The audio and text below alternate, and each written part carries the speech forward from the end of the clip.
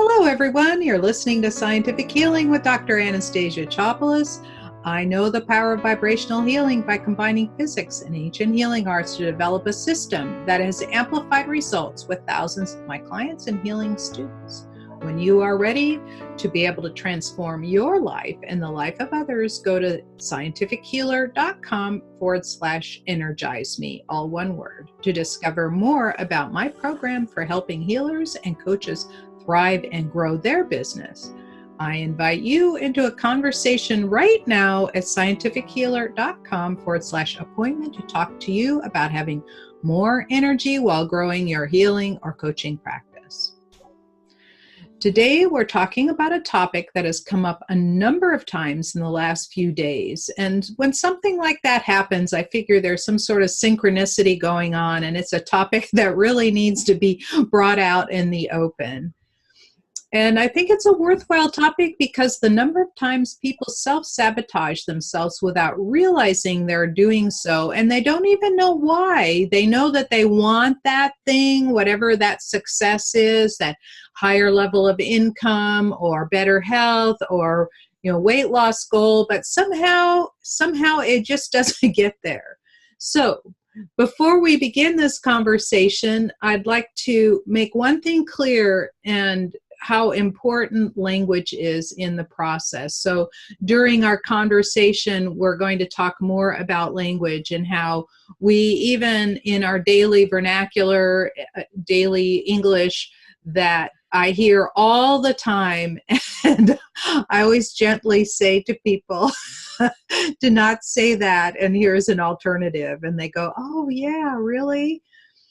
And then second thing that happens a lot is your innocuous past history with people. Sometimes something that's said over and over again starts playing a bigger and bigger role in what you're thinking about yourself and doing for yourself subconsciously. You're not even aware of this. So these are two things that we'll bring up over and over in our conversation today. So today's topic is on self-sabotage, and my fabulous co-host is Gwen Leopard. Welcome, Gwen. I'm so glad to be talking with you again. I'm really, the pleasure, it is such a pleasure to be here with you again, Anastasia.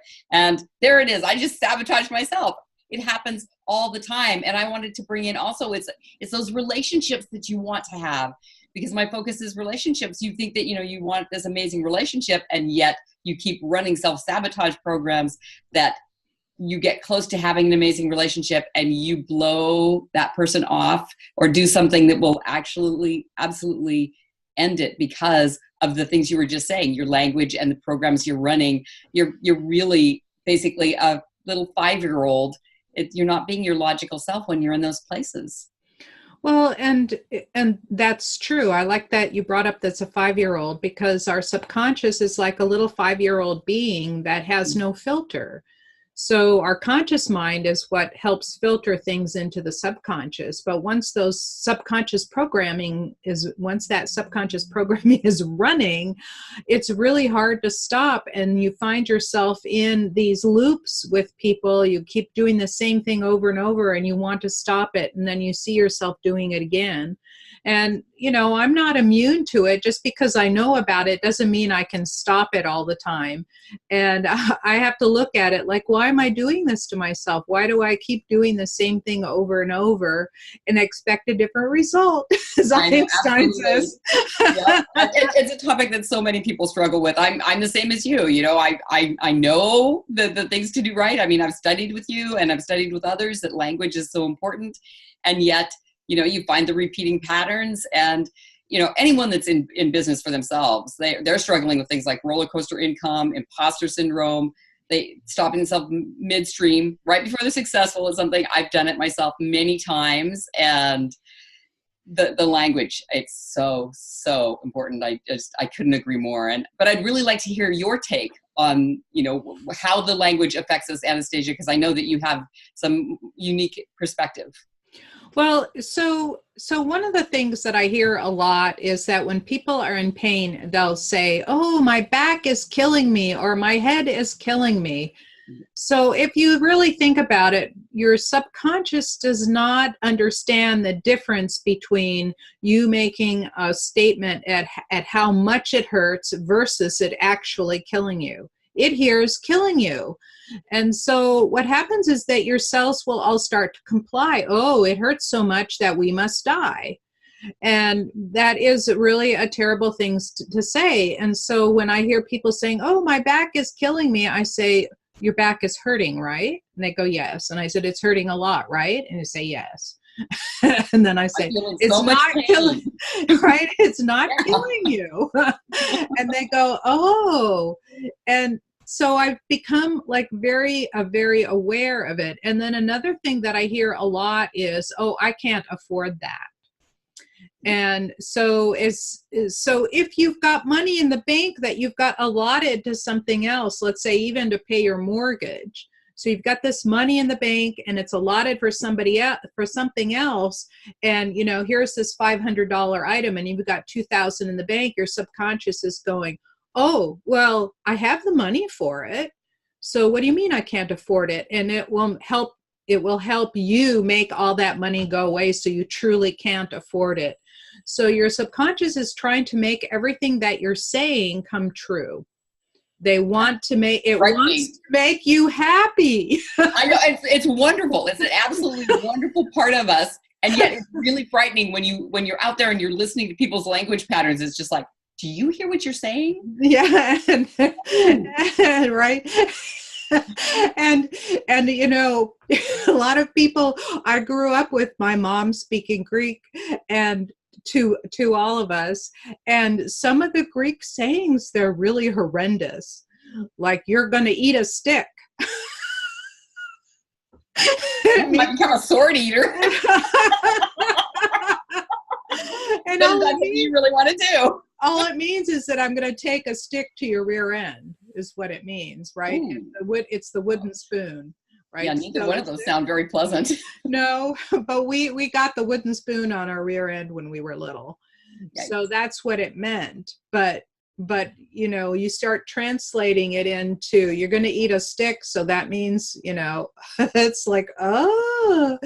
And of course they also say, I'm going to kill you, and things like that. So there's like a lot of things that in every language that people are saying all the time. So you have to be really careful with what you say when you say it. So, you know, just be consciously aware of those little sayings that we're saying all the time.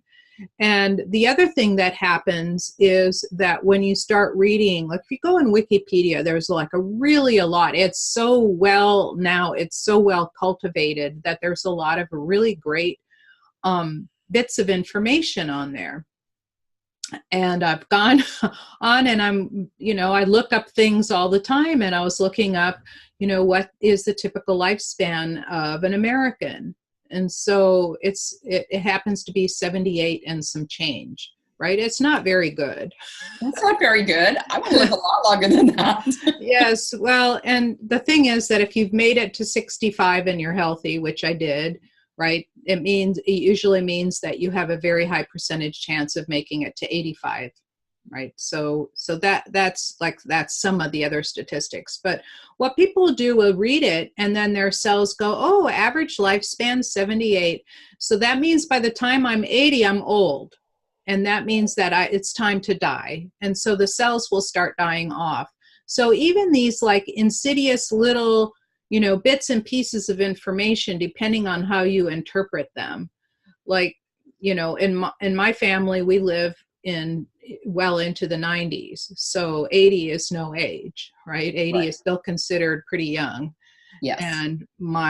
And a lot of people in my family, like my dad's 87, and his brain is still fully functioning, and he's sharp as a tack. So we don't expect it to be any different, right? Right, exactly. And he has had you helping him along, which is, you know, a nice benefit as well. Yes. Well, that, you know, he did a lot on his own. So good for him. Right. So he taught us in 1960, he taught us how to eat healthy. So, you know, we threw out all the sugar and all the white bread. which, back in 1960, Wonder Bread was the order of the day, and peanut butter and jelly sandwiches were considered good things to eat. And Dad threw all that out the window, and we started eating whole grain stuff and, fruit for dessert instead of sugary things and things like that. And whenever my dad would make something, the neighbors would say, "Are you some kind of health nut?" So we were the health nuts down the street, right? So he did a lot of that on his own, but now, it helps to really change the energy. And he's also like a very cheerful guy. So cheerfulness is joy, cheerfulness, taking joy in everything is really helpful for living a long time. But it doesn't prevent self-sabotage. That is very true. I know that, how do you retrain yourself, to say things differently? And I mean, I have another question too. It's like, how do so many people actually live with all the negative stuff and self-sabotage that they do for themselves? I mean, how do they actually not kill themselves? What prevents that from totally happening? I know that subconsciously it's happening. Right. But, well, subconsciously, we're designed to survive. Okay. We're designed to survive. And so we'll keep trying to survive, even if it's a miserable existence. Okay. And a lot of people are really depressed. And very miserable. And they're very miserable. So they die early because they don't like being alive. Right. But I think that more the question is not how, but who. Right. It's like not how to do things. So that's the one thing about success, moving past that block, that thing about success. It's not what to do. You'll hear from all the gurus, set your goals, and now we're going to take action on the goals. You remember that movie, The Secret, right? Oh, yeah. Where they just said, do your vision board and put the things up there that you want. There is a big problem with that. There are two problems. The first problem is that there were no action steps labeled. Right. How do you take action, or when to take action, or what to do to take action? And the second thing is that a lot of those things on that vision board were unbelievable for people. And as soon as it gets to be unbelievable, the conscious mind cuts it off from the subconscious mind. And so therefore no action can ever be taken.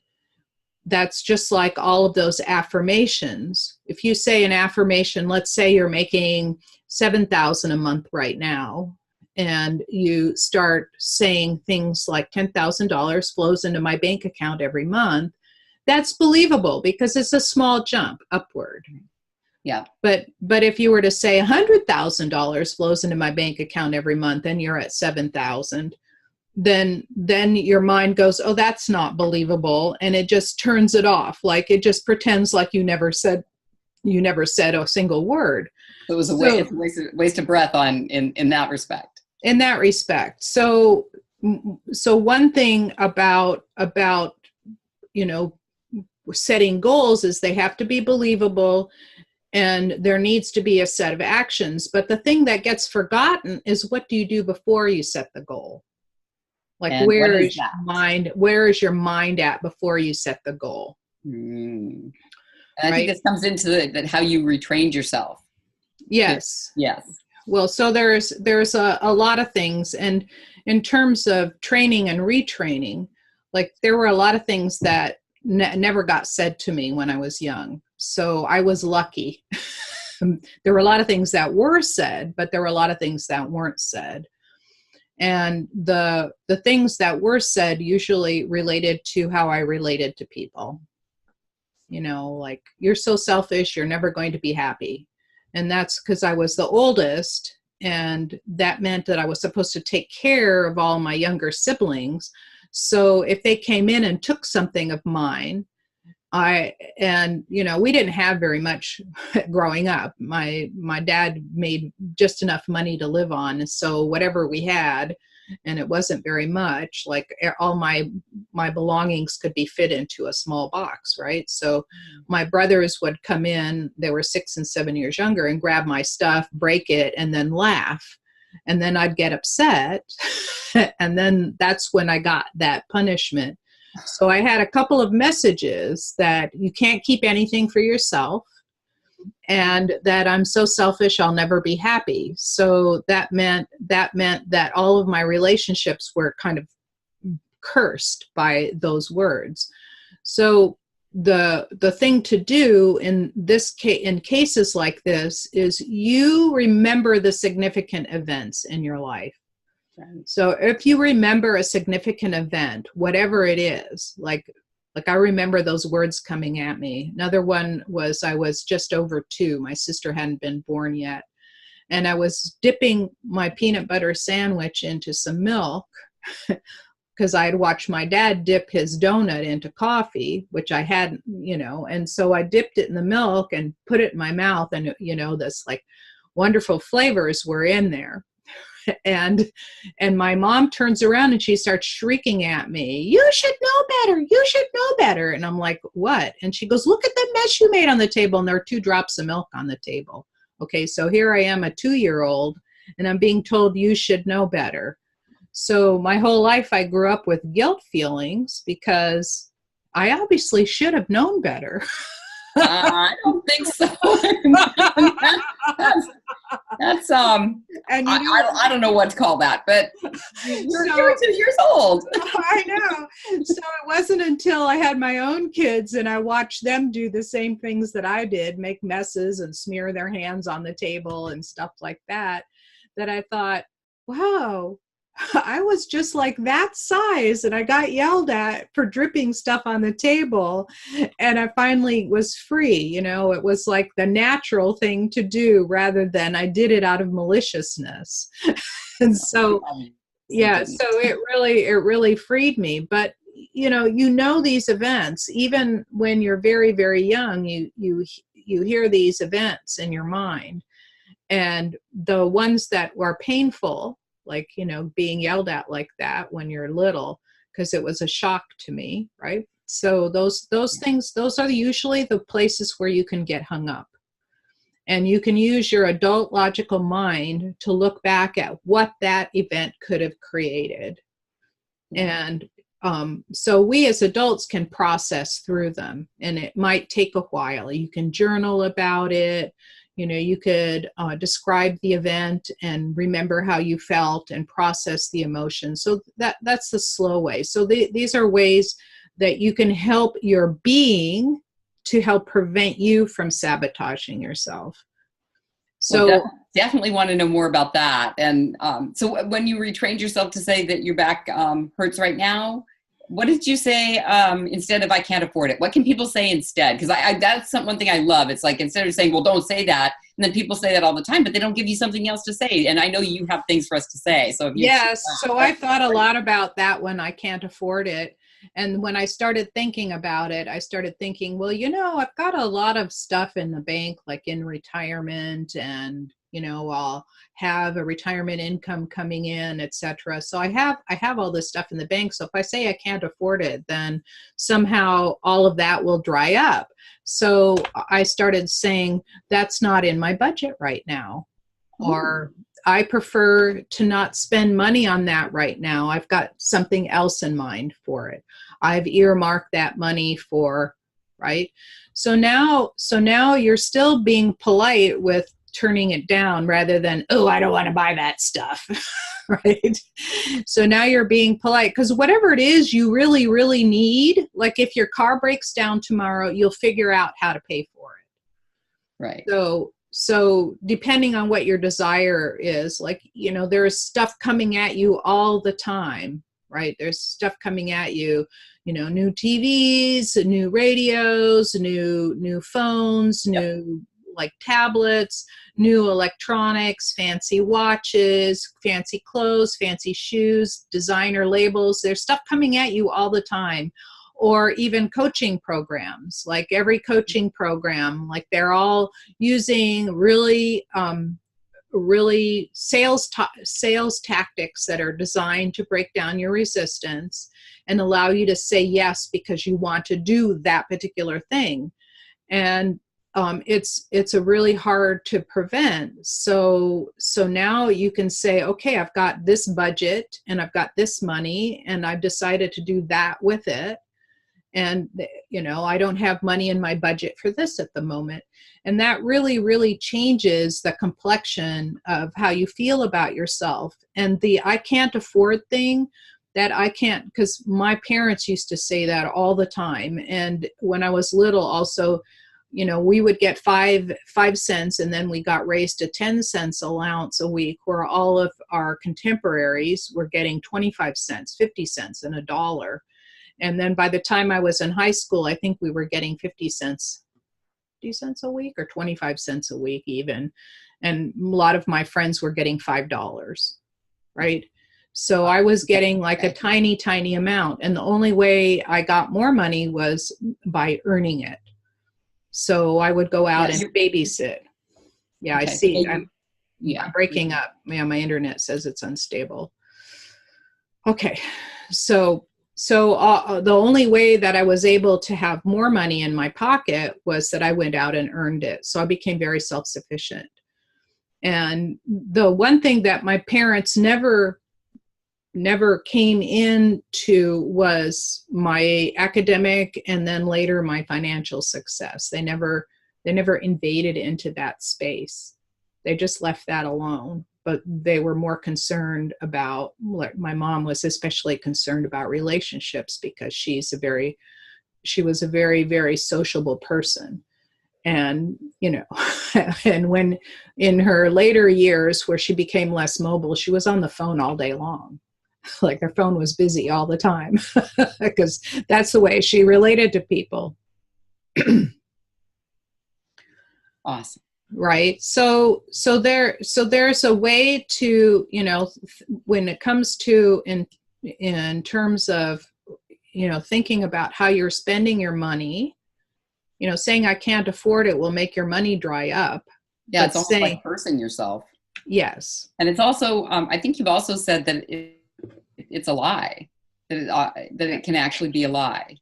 Yes. And so you are lying to yourself, and you're lying to other people, and that lowers your frequency, really.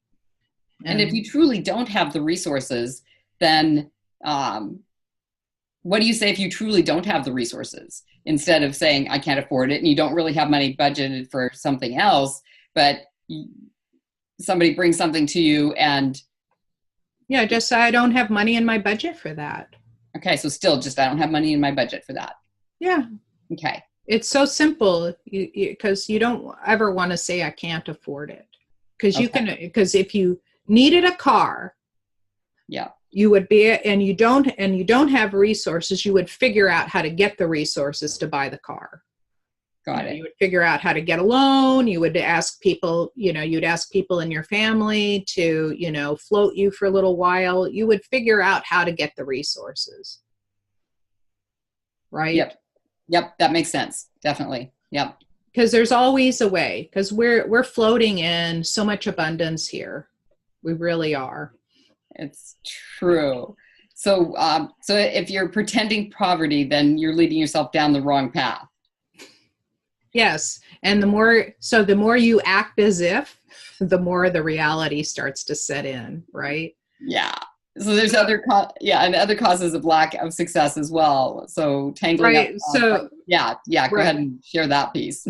Well, yeah. So the other I'm carrying a credit card debt at the moment, because I wanted to join a program that I didn't have the money for. So I packed on some debt onto my credit card, and then I'll come to the money, when the money comes in, I have a nice steady income now, and the money comes in, my mind was going, how am I going to pay all of these credit card bills? And so I was focusing on the debt, right, rather than focusing on the income. And so now I'm starting to focus on the income, and it's growing. So I'm having my best months ever, right? So it's focusing on the growing, and now the debt is being paid down at a much faster rate. And I'm going, oh, well, I can have this debt paid down in less than a year, which is really good, right? Yeah. So, by focusing on the income and going, I'm so grateful that this is coming in, right? I'm so grateful that, every week I get some income coming in. I'm so happy that it's coming in and it makes me feel good. And I'm also taking a portion of it and spending it on myself, right? Which Yeah. before I wasn't doing that. So I'm starting to feel more luxurious. So you can feel more luxurious, even if it's to go around the corner and get a massage or get a manicure or pedicure or, get your hair done. Just something that where you feel like you're treating yourself. Yeah, that's fantastic. And it sounds like you're keeping your language you're keeping it clear regarding your success. Right. And so that's the other there. So there's that's the language part. Now let's look at the emotional part. Yeah, please. So the emotional part, if you've had any emotional trauma, like, I certainly did, with my mom yelling at me all the time, what she really wanted, and I know that was in her heart, what she really wanted was the best for us. But it came across to me as very highly critical and brutal. And so then what happens is that your worthiness to be successful can get caught up and tangled into your like financial or business success, or for me it was academic success. And so what would happen is I'd be like, let's look at academics. I'd be making a big breakthrough in science and I'd be publishing it, and then I'd end up getting slow to publish it. Like, why was I slowing down? Why did I get slow to publish it? And I would have to really push through that resistance. And it makes everything very hard to do. Like when you don't have that resistance, then it just flows. And so so I became keenly aware of all those little resistances. Like, so I have all the time in the world. Why am I not writing this paper? Because it's publish or perish, right? Why am I not writing this paper? It's not hard. It really isn't. Yeah, and I think a lot of people actually struggle with that. That they have the time and they could be completing programs, writing things, and so you're saying it's the emotional baggage that you have that's actually blocking you. Right. So what happens is, and there are even gurus that teach this, that they're saying that the money that's coming in is really love coming in to you. And you have to be careful with that, because in some ways it is love, because love is energy, but it's a different kind of energy. And my view of love is it's unconditional. You expect nothing in return, and that it's a gift, right? You don't earn it. There's no way to earn it. But if you are exchanging services for money, there is an exchange, there is an expectation, and there is the expectation that you will deliver at least that value, if not more, than what was paid to you. So you have to be really careful when you start listening to what some people are saying as to what kind of love, right? So in Greek we have several words for love that are different, right? But in English we just have love. So romantic love, mother to child love, child to parent love, it's all the same word, where in Greek it's all different words, right? So we have to be careful with how we word those things so we don't get entangled into the emotional thing. Like, and this was brought up by somebody who came and asked me this question. He just said, look, I'm following such and such a guru who's saying that your service is loving on other people and they're loving you back by paying you. But he had a traumatic childhood, so he started entangling this, and he was sabotaging himself by not making the calls that he needed to make to help get the love, right? Right. Because So what well, happens in that case is that you end up, your emotional injury gets in the way of you being successful. So that emotional injury either needs to be cleared or you need to decouple it. yeah, that makes really good sense. I remember you talking about people whose parents were divorced. The abandonment would color whether you allow your success, and you equate your worthiness with income. Right? So everybody's abandoning me, right? So your parents get divorced. Or one dies. Everybody, and so then you start using language like everybody abandons me. And then you make it come true that you've got this wonderful service to offer and you can help so many people with it, but everybody's abandoning me. So you will not find anybody that will come in because you're sending out this wave of possibility of everybody abandoning you. Wow, that makes a lot of sense. Yeah. And the other thing that people don't respond to is neediness. Right. Right? So if you're not feeling loved and you have this neediness towards it, and this is like the worst thing that you can have. Like I've met so many people, I just want to meet my soulmate. I just want to, have this wonderful relationship. And the thing is that, and I've learned this over a series of hard lessons, I was in the midst of all of this and getting very, very hurt by difficult relationships, is that when you are needy, you are attracting other people that are in that neediness. And so you need each other. And then you, instead of two people standing like this saying, I want to be with you, you end up, leaning on each other, and you're entangled in neediness, and it's never healthy. No. And so for that relationship to get healthy is a very difficult road. Yes. You have to really basically plow through it together with either professional help or healing or something. But that, relationships don't, the interdependence it never comes to any good. I know. I've been there, done that, got several t-shirts. So that neediness, when you are, when you're looking for clients, let's say, and you're feeling the need. It's like you're sprayed with repellent. Right, you're spraying repellent all over yourself. And what people are hearing is, instead of thinking, that person can really help me move forward, instead they're hearing, that person needs me for my money. Yep. Right? And that's not. Yeah.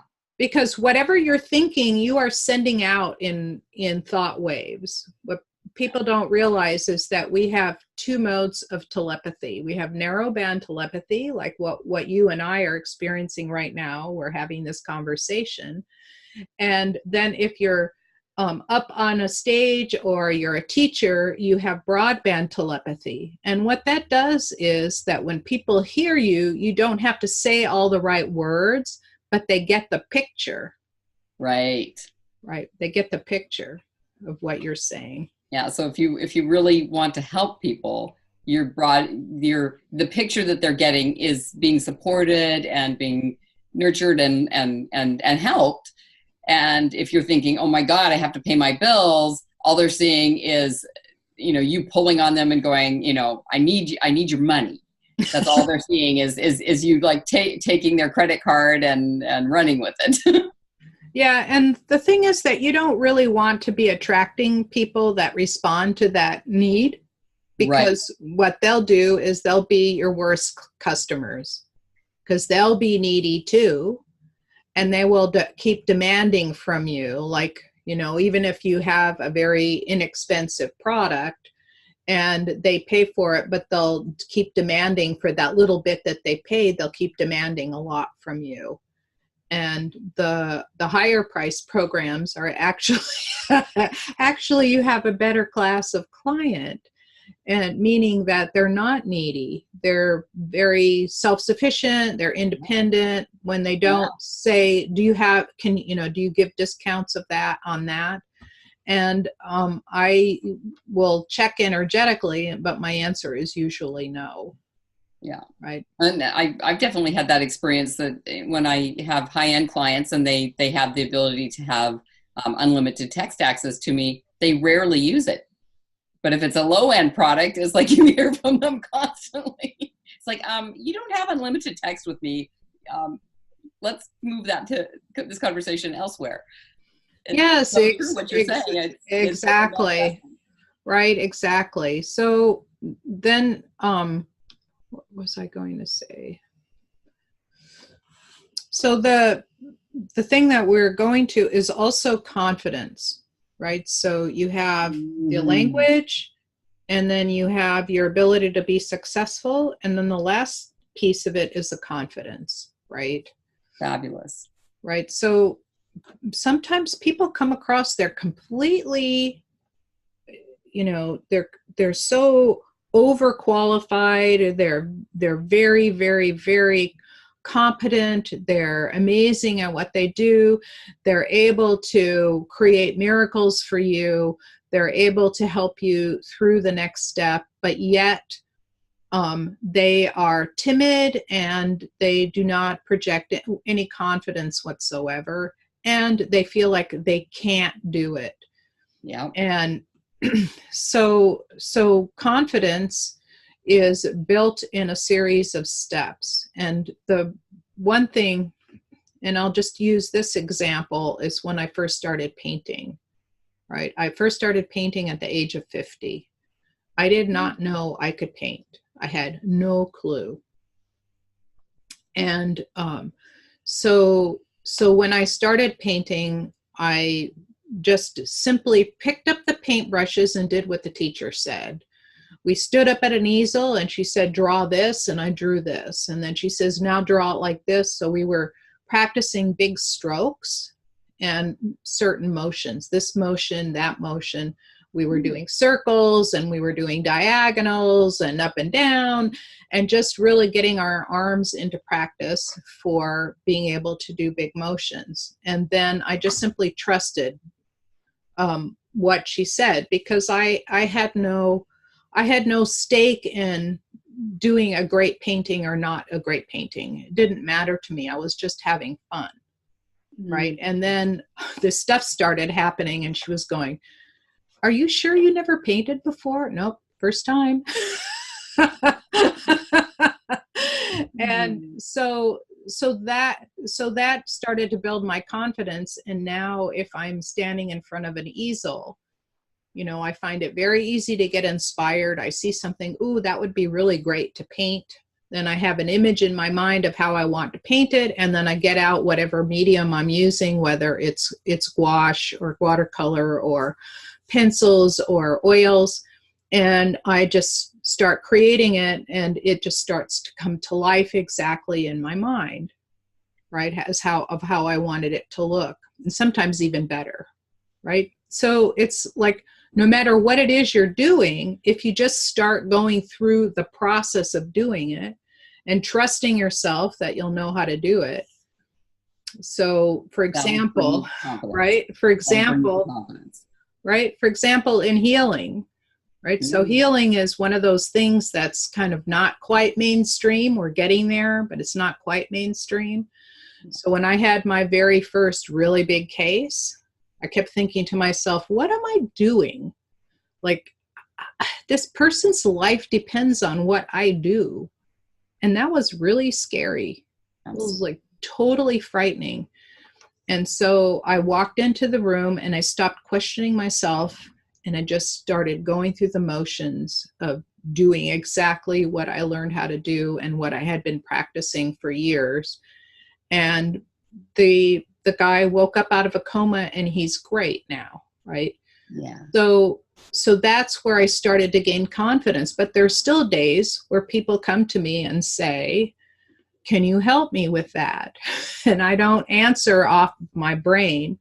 I ask spirit, is it possible that I can help them with that? And I'll get a yes or a no. And I'm honest. Like if some people come to me with a 90-year-old person that has something pretty serious, and I'll say, you know, the train has left the station, right? I can make them comfortable. You check in first. But I always check in, and I'll say, well, the train has left the station. Or if it's somebody who is like my dad, who's 87, and is very open to accepting the healing, and I do healing on him, and he always responds to it. So I check in to make sure that, you know, is it A type or B type? Is the train left the station, or do we still have a chance to help them? Yeah. Right. Well, I must say that your confidence has always been something I've admired about you. So and so the three pieces that you need to avoid to help heal the self-sabotage are the language that you're using, clearing up the emotions, and confidence. Did I get those right? Yep, that's pretty much it. So that's what we're talking about today. And you were just talking about the healing, and I know you have a program for healers. Do you want to share with us about that, or is there anything else you want to wrap up before we share about that? No, I think that you summed it up really, really well for us, and that and you know, it sounds really easy. Like all those steps sound really easy, but doing it one step at a time. Like, notice, like if you're continually saying things like, "Oh, this headache is killing me," right? Yeah. Then you become aware of it, and now you're going to change your language to "My head really hurts." Yeah. And I'd like it to be a thing of the past. Ooh, I like that. Right? Yeah. So now, instead of saying "I don't want that anymore," because your subconscious will hear "I want that," right? You'll say it is now a thing of the past. It's now a thing of the past. Right, exactly. Okay. Right. And I learned that right. I learned that from somebody else, and I heard it, and I'm going, wow, I'm going to use that one. Yep. We learn everywhere. Right. So all the bits and pieces that you pick up, as soon as you start becoming consciously aware that those kinds of things are happening, like you start listening to how people are putting the language. Like when you hear somebody who's very positive and joyous and in this happy emotional state, and how they state things relative to somebody who's depressed, just start becoming aware. So that's your first step. Yeah. Your second step is the great thing is you can journal with it. So journal with, what happened during a past event. How did you feel about that past event? What lesson could you have possibly learned out of that past event? And the writing will help. Don't do it on a typing. You have to handwrite it in order for your body to be involved with it more intimately. And then the last step is taking steps to gain confidence by doing just whatever it is you're doing. Just like practicing, let's say you're practicing ice skating, for example. You just have to keep doing it repetitively. Or if you're learning an instrument, you just have to do it over and over and over again. And like you did with painting, you just practiced and it started flowing through. That it was an innate talent that all you had to do was practice, get the lessons, practice, and then it was coming straight through, which is happening for some of your healers. Yes. So then the healing program. So we brought this confidence things up, and there's a rolling enrollment in the program because I make each month a separate unit. So each month is its own self-contained little unit. And so some healers have been in since the summer, and some since the early spring, which is when it started. And there are various levels of skill and people trying things now. A number of them have clients already. A number of them have done a huge number of successful healings.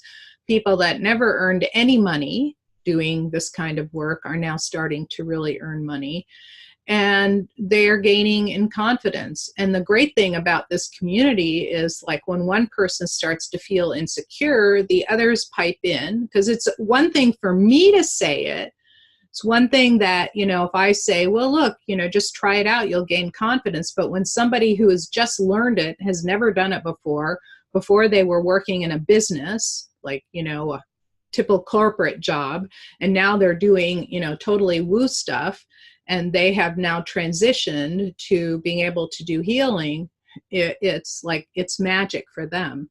So the community that's coming together is really awesome. And so, I am looking, we are starting a new enrollment period starting in March, where we'll start at the beginning of the year again. It's a 2-year program. The first year covers relationships, mental, emotional, and spiritual. And the second year is all about the way the physical body, because that's my big specialty, is healing the physical body, how the various parts of the physical body coordinate together. Mm-hmm. And right, so the way they coordinate together to produce optimal health. For example, thyroid and adrenal glands are very well connected, because once the adrenal glands get tired, the thyroid will take over. And then when that gets tired, then the liver tries to take over. So there's like this progression. And I've seen this progression by doing thousands of healings. I've watched, put this, my mind always categorizes stuff. So that's the scientist in you. That's exactly right. You're so lucky that you brought that to this type of healing. Thank you. And so this program is for people who are highly intuitive, and they want to develop that further, because the people that are in it are now, their clairvoyance has come through, their clairaudience, their clairsentience, all of that, the heightened sensitivities are now coming into play. So they are better able to interact and also protect themselves from the outside interaction coming in. So that program for me is like totally exciting, and I can't wait to bring more people in. And at the beginning of the year, by March, the prices will go up. So I'm, wanting to bring more people in at the old price. But my coach said, you can't have it at that price. It's way, way, way too cheap. I'm going, okay. Is it okay if the next round I'm putting it at the new price? And he goes, no, but if that's the way you insist. I go, yeah, I'm insisting. So there's an entry program for just relationships. Mm-hmm. And then if you love that program, then joining the 2-year program is right for you. So the way you can find out a little bit about it, it's a very brief summary, is scientifichealer.com/energize me. And when you're ready to have a conversation about it, go to scientifichealer.com/appointment. This has been a really enlightening and fabulous conversation, Anastasia. I'm really honored that you included me in it. Oh, well, of course, we've been doing these now every month for a couple of years, and it's just been, you've helped me summarize it and, pull it in together, and to help other people understand it, because I'm off somewhere in woo-woo land sometimes. Yeah, I like to bring things back to the 3 pieces. So again, watching your language. I mean, first is just the awareness, and you might even need to be hyper vigilant when you first are doing it with yourself. Always. And then, just that continued awareness and being gentle with yourself when you hear yourself say something that you remember from the past, to heal those the emotions around that. And there's a lot of it's to detangle the emotional piece with your success. Okay, yeah. So to take those 2 pieces apart. And is there a program or something that you offer that would allow people to do that easily, or is it a process that they need to go through over time? Well, the detangling. So the detangling is in the relationship program, right? Perfect. So yes. That's in that relationship program, and you will detangle a lot in that relationship program. Absolutely. That's, in fact, that's that program that led me to focus on relationships, because Yes. that was my piece out of energy medicine to focus on. And then the confidence. And then the confidence, right? So that's just practice, practice, practice. Yes. And so the relationship program will help you get those three pieces. But now to really go into depth is getting into the long-term program. And, you know, everyone in the class is raving. Like, I am very, very delighted to hear, you know, every week the victories come through, and I'm really delighted to hear as to how much people are really raving about the class and about the program and how much they've gotten out of it. And one lady even says, yeah, once they find you, we don't want to go away. It's true. I got you 3 days in a row this week. I'm so happy. It's true. When people get to hang out with you and even just see you online, they feel better. And that's a powerful thing. You know, your presence is healing. And so if they want more of you, they're going to go to scientifichealer.com/energize me to find out about the program and to make an appointment, scientifichealer.com/appointment.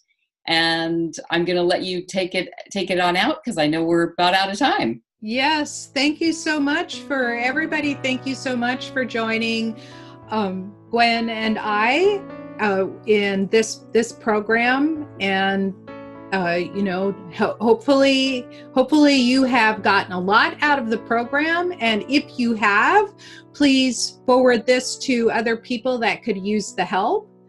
And if you enjoyed it, give it a 5-star rating, share it with your friends, and be sure to subscribe to my channel, however you found me, whether it's on YouTube or iTunes or wherever you found me. And I look forward to seeing you next time.